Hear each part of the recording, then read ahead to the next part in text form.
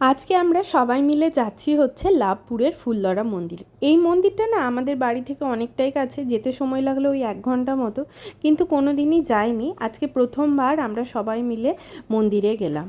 মন্দিরটা বেশ অনেকটা জায়গা জুড়ে আছে আর অনেক বড় বড় গাছপালা, বিশেষ করে এখানে অনেক তেঁতুল গাছ দেখলাম অনেক দিন পরে।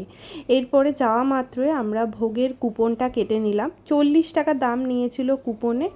দুপুর 1টা থেকে এখানে ভোগ খাওয়ানো হয়। ভোগের টিকিট কাটার পর আমরা চলে গেছিলাম মন্দিরে, সেখানে গিয়ে ফুলের ডালি নিয়ে নিলাম।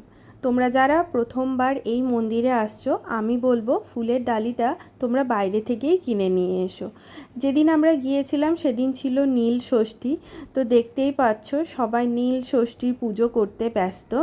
আমরা 10টার সময় গিয়েছিলাম, অনেকটা তাড়াতাড়ি চলে গেছিলাম।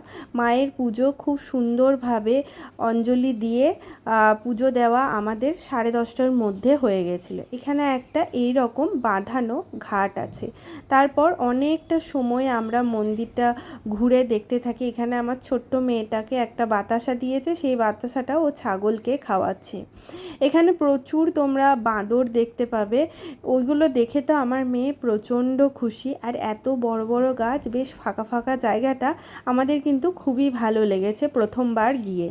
আর এরপরে বসবো হচ্ছে ভোগ খেতে। এরকম একটা বড় হল রুম আছে, যেখানে সবাই মিলে মাটিতে ভোগ বসে আমরা ভোগ খেয়েছিলাম।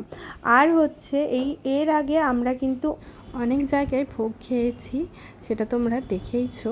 আর এখানেও ভোগ খেলাম। ভোগ খাওয়ার একটা আলাদাই মজা।